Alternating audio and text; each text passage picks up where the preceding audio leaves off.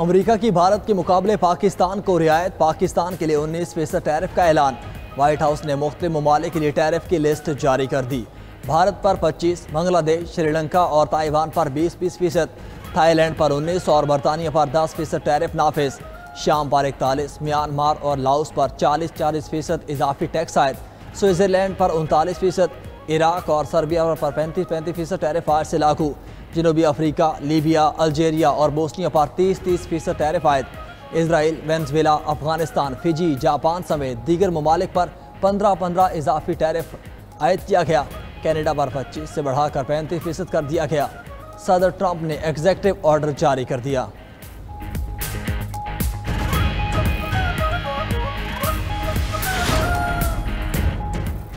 रूस से तेल खरीदने पर भारत ट्रंप की धमकियों से डर गया। भारतीय स्टेट ऑयल रिफाइनरीज ने रूसी खाम तेल की खरीदारी आर्जी तौर पर रोक दी।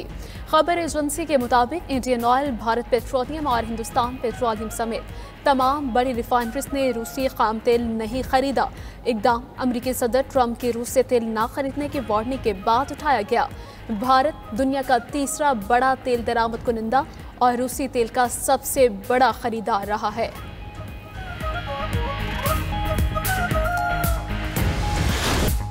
आवाम के लिए खुशखबरी, हुकूमत ने पेट्रोल 7 रुपये 54 पैसे सस्ता कर दिया। पेट्रोल की नई कीमत 264 रुपये 61 पैसे फी लीटर मुकर्रर। डीजल 1 रुपये 48 पैसे महंगा, नई कीमत 285 रुपये 83 पैसे हो गई। विफाकी वजारत खजाना ने पेट्रोलियम मसनूआत की कीमतों में रद्द-बदल का नोटिफिकेशन जारी कर दिया। शहरियों ने हुकूमत से पेट्रोलियम कीमतों में मजीद कमी का मुतालबा कर दिया।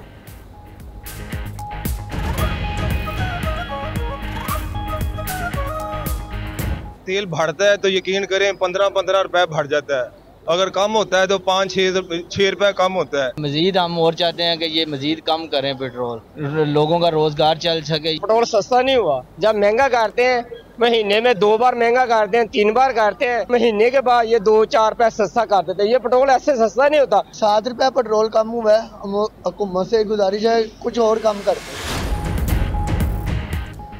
दहशतगर्दी के खिलाफ पूरी कौम और बहादुर अफवाज यकसू हैं। फितनाल हिंदुस्तान और ख्वारिज का मुकम्मल सफाया करेंगे। वज़ीर आज़म शहबाज शरीफ का इंसदाद दहशतगर्दी और रियासती अमलदारी से मुतल्लिक़ स्टीयरिंग कमेटी के इजलास से खिताब। इजलास में फील्ड मार्शल सैयद आसिम मुनीर, वफाकी वज़रा और मुशीर कौमी सलामती लेफ्टिनेंट जनरल मोहम्मद आसिम मलिक भी मौजूद थे। वज़ीर आज़म ने कहा कि रियासत दहशतगर्दी के नासूर को जड़ से ख़त्म करने के लिए पुरअज़्म है। दहशतगर्दी के खात्मे से ही आलमी सरमायाकारों का एतमाद बहाल होगा। बहादुर अफवाज ने ऑपरेशन रद्दुल फसाद और ज़रबे अज़ब में दहशतगर्दों का भरपूर मुकाबला किया। हालिया तारीख साज मुआरका हक में दुनिया ने पाकिस्तान की फतह को तस्लीम किया। मौसर कार्रवाइयों से स्मगलिंग पर भी काबू पाया।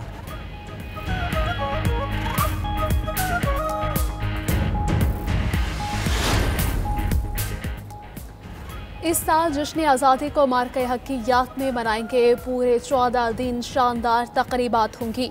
वज़ीर आला सिंध मुराद अली शाह के एक्सपो सेंटर में मार्के राष्ट्रीय नुमाइश से खिताब।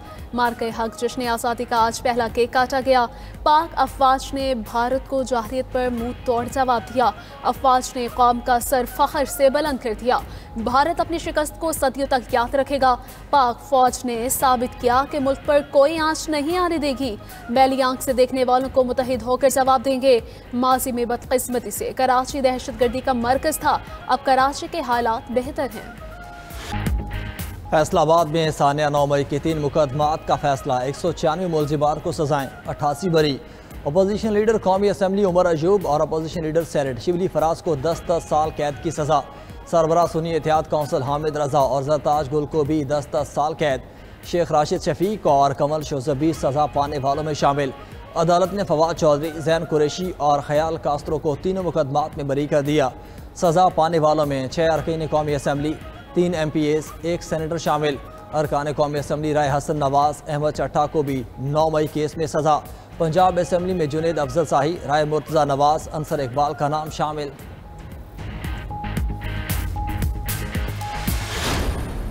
ये लोग जिनको आपने सजाएं दी, ये वो लोग हैं जो सियासत में तशद्दुद पे यकीन नहीं रखते।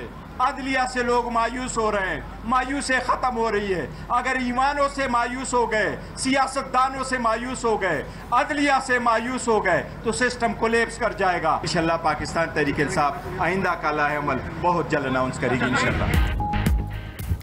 पीटीआई का 9 मई मुकदमात में सजाए हाई कोर्ट में चैलेंज करने का ऐलान। चेयरमैन पीटीआई बैरिस्टर गौहर कहते हैं फैसलाबाद की इंसदादी दहशतगर्दी अदालत ने गैर मुनसिफाना फैसला दिया। पीटीआई को पार्लियामान से निकाला जा रहा है। सजाएं सियासी इंतकाम और इंसाफ के निज़ाम का मजाक है। आइंदा के लाहे अमल का फैसला जल्द करेंगे। असम्बली में जाने ना जाने का फैसला बानी पीटीआई करेंगे। हुकूमत का 9 मई मुकदमात के फैसलों का खैर मकदम। वफाकी वज़ीर इत्तलात अताउल्लाह ताहिर का कहना था कि सजाएं कानून के मुताबिक और फेयर ट्रायल के तहत हुई हैं। मुल्क में इंसाफ के निजाम की जीत हुई है।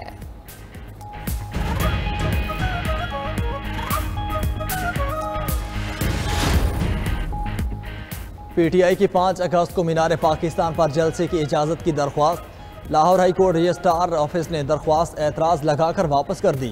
दरख्वास्त पर दादरसी कमीशन से रुजू न करने का एतराज़ लगाया गया। पीटीआई के रुकन पंजाब असम्बली शेख इम्तियाज़ ने हाई कोर्ट में दरख्वास्त दायर की थी। दरख्वास्त में 5 अगस्त को जलसे की इजाज़त न देने के इक़दाम को चैलेंज किया गया था।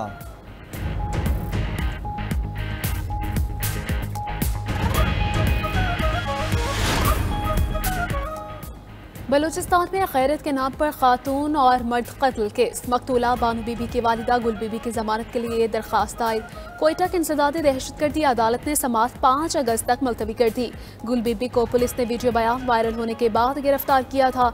अदालत ने 2 रोज़ा जुडिशल रिमांड दिया था। रिगारी वाक़े में गिरफ्तार सरदार शेरबाज सातिक सई को कल अदालत में पेश किया जाएगा। उधर रावलपिंडी में जिरगे के हुक्म पर खातून कत्ल केस के 6 मुलजमान को आज अदालत में पेश किया जाएगा। मज़ीद जिस्मानी रिमांड की इस्तदा की जाएगी।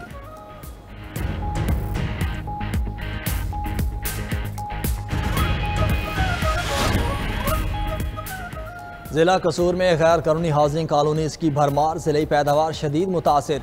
कसूर में गंदम, मकई, आलू, गन्ना और दीगर फसलों की पैदावार में कमी। 160 के करीब हाउसिंग कॉलोनीज ताहाल हुकूमती धारे में ना आ सकें। 8000 कनाल से ज़ायद ज़रई रकबे पर रिहायशी कॉलोनीज बनाकर ज़राअत को तबाह कर दिया गया। कॉलोनीज में बिजली है ना पानी, ना ही सेवरेज का इंतज़ाम। दिलकश सहूलियात के ख्वाब दिखाकर सादा लोग अफराद लुटने पर मजबूर। इंतज़ामिया भी खामोश।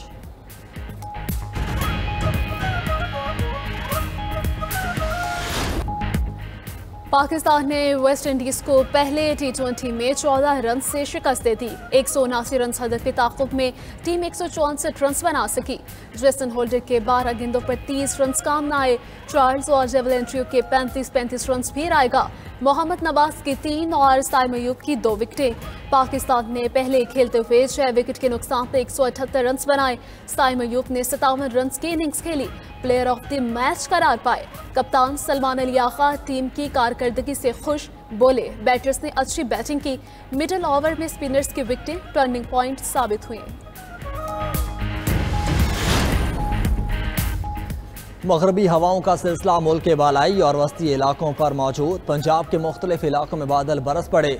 लाहौर, पाकपतन, मिंचनाबाद में बारिश, मौसम खुशगवार। दुक्की समेत बलोचिस्तान में भी कहीं कहीं बरसात। महकमे मौसमियात की आज खैबर पख्तूनख्वा, आज़ाद कश्मीर में भी बारिश की पेश गोई। जनूबी पंजाब और खित्ता पोटोहार में भी बरसात मुतवक्के। कराची समेत सिंध में भी बारिश का इम्कान। उधर गिलगित बल्तिस्तान में सैलाब की तबाहकारियों के बाद बहाली का काम जारी। जेबी हुकूमत ने 37 मकामात को आफत ज़दा करार दे दिया। सबसे ज़्यादा मुतासर ज़िला दियामर में एमरजेंसी नाफिज। तर्जुमान सूबाई हुकूमत ने बताया कि सैलाबी तबाहियों से 20 अरब का नुकसान। मौज मस्ती और सैर सपाटे आज से ख़त्म। पढ़ाई शुरू। सिंध और बलूचिस्तान में गर्मियों की छुट्टियों के बाद स्कूल खुल गए। कोई खुशी खुशी स्कूल गया तो किसी को बिस्तर छोड़ना नागवार गुजरा। पहले रोज़ तलबा की हाजिरी मामूल से इंतहाई कम। तलबा 2 माह बाद दोस्तों से मिलकर खुश। सिंध में छुट्टियों के बाद नए तालीमी साल का आगाज हो गया। सिंध टेक्स्ट बुक बोर्ड मुकम्मल दरसी कुतुब फराहम करने में नाकाम।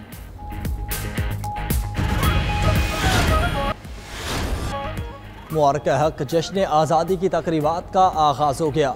मुख्तलिफ शहरों में रैलियाँ और परचम कुशाई की तकरीबात। पाकिस्तान की आज़ादी की तारीखी कहानी प्रोफेसर मोहम्मद रियाज की ज़ुबानी। प्रोफेसर मोहम्मद रियाज कहते हैं 14 अगस्त वो तारीखी दिन है जब एक आज़ाद और ख़ुद मुख्तार रियासत का ख्वाब हकीकत में बदला। ये दिन हमें हमारे आबाओ अजदाद की कुर्बानियों की याद दिलाता है। 13 अगस्त को माउंट बेटन को कराची बुलाया गया। 14 अगस्त को दस्तूर साज असम्बली के इजलास में सुबह 9 बजे इक़्तिदार पाकिस्तान को मुंतकिल किया गया, जो हमारा यौम आज़ादी बना।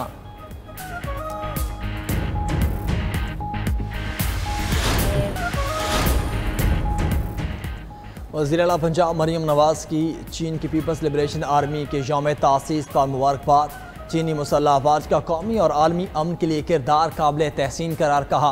पाक चीन ताल्लुकात रियासती या दिफाई मफादात तक महदूद नहीं, ये दिलों के रिश्ते हैं। पाक चीन दिफाई इश्तिराक लाजवाल दोस्ती की रोशन अलामत है।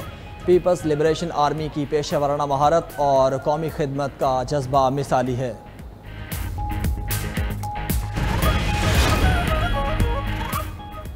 ईरान अमरीका से एटमी मुज़ाकरात के लिए मशरूत रजामंद हो गया। ईरानी वज़ीर ख़ारिजा अब्बास अराग़ची का कहना है कि अमरीका को 12 रोज़ा जंग के दौरान ईरान को होने वाले नुकसानात का इज़ाला करना होगा। फाइनेंशियल टाइम्स को इंटरव्यू में उन्होंने मज़ीद कहा कि ईरान मामूल के ताल्लुकात पर आमादा नहीं होगा।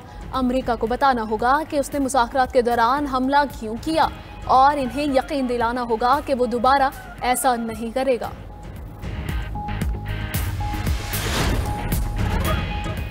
ईरान की एटमी ताकत बनने की सलाहियत ख़त्म कर दी। अमरीकी सदर डोनाल्ड ट्रंप का वाइट हाउस में तकरीब से खिताब। कहा, कार्रवाई ना करते तो ईरान कुछ हफ्तों तक जौहरी ताकत बन जाता। ईरान का रवैया अभी भी अच्छा नहीं। रूस जो कर रहा है वो अफसोसनाक है। यूक्रेन जंग के ज़िम्मेदार बाइडन हैं। अब अमरीका इस जंग में शामिल नहीं। जंग बंदी के लिए वक्त दिया है, उसके बाद रूस पर पाबंदियाँ लगा देंगे। कनाडा का फ़लस्तीनी रियासत को तस्लीम करने का बयान पसंद नहीं आया। कनाडा जो रास्ता इख्तियार करेगा वही सलूक किया जाएगा। अमरीका ने गजा में इमदाद भेजी, किसी ने शुक्रिया तक नहीं किया। गजा में सूरत हाल खौफनाक है। ट्रंप ने रूस को यूक्रेन से जंग खत्म करने के लिए 8 अगस्त की डेडलाइन दे दी। UN सलामती काउंसिल में अमरीकी सफ़ीर जॉन केली का कहना है कि अमरीका अमन को महफूज बनाने के लिए इजाफी इक़दामात पर अमल दरामद के लिए तैयार है। रूस ने जंग खत्म ना की तो 10 दिन बाद टैरिफ समेत दीगर पाबंदियां नाफिज हो जाएंगी।